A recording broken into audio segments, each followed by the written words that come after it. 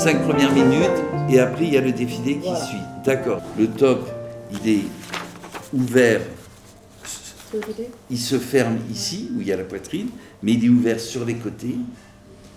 Comme ça, vous pouvez bouger les bras, tout, etc. Vraiment, c'est comme une naissance. Ouais.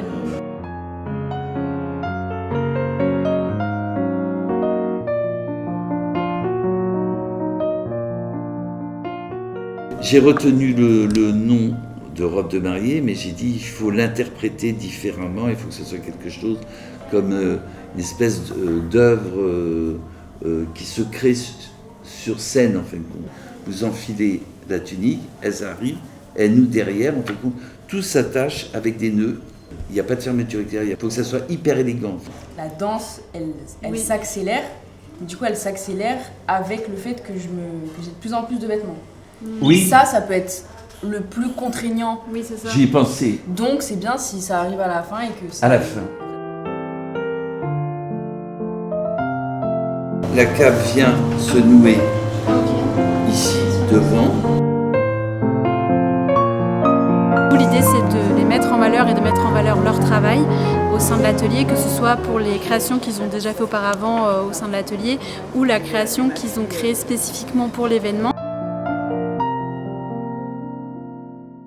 En polyester.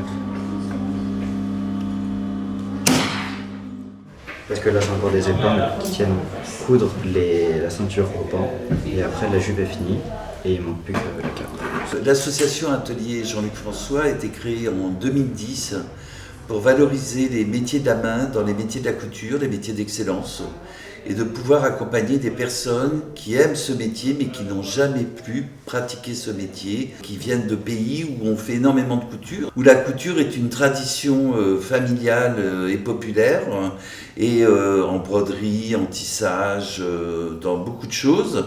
Quand ils arrivent en France, il est extrêmement difficile pour eux de faire valoir ses compétences, ses qualités. Et la seule solution que nous avons trouvée, c'était de vraiment mettre en place cette association et de pouvoir les présenter après formation dans des entreprises. On est sur une inclusivité, une diversité ethnique, culturelle, sociale, et on est vraiment face à des personnes à qui on a encore une fois pas souvent fait confiance. C'est à l'issue de leur formation, Jean-Luc se bat pour leur trouver vraiment des postes pour qu'elles puissent travailler grâce à ses contacts, parce que c'est un homme qui vient du milieu de la mode, un vrai, il a travaillé avec Yves Saint Laurent, dans les belles années d'Yves Saint Laurent. C'est quelqu'un pour qui c'est vraiment important de gommer cette inégalité sociale.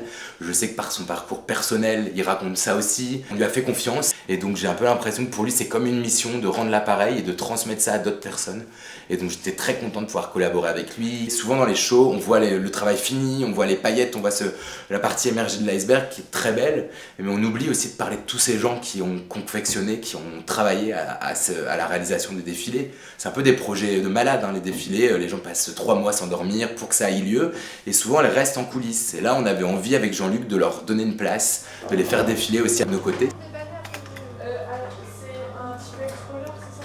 Et j'ai toujours aimé, mais bon, j'ai pas pu faire avant. Et j'ai eu un licenciement économique. Et du coup, j'en ai profité pour faire la reconversion professionnelle. C'est pour ça que j'ai pris cette formation-là, pour me perfectionner, pour voir si j'ai une chance de réaliser mon rêve. L'objet premier de l'association Flash Mode, c'est de démocratiser la mode et de la rendre accessible à tous et toutes. De pouvoir s'appuyer sur ces métiers d'art, sur ces métiers artisanaux, sur ces savoir-faire aussi très importants qu'il ne faut pas laisser disparaître.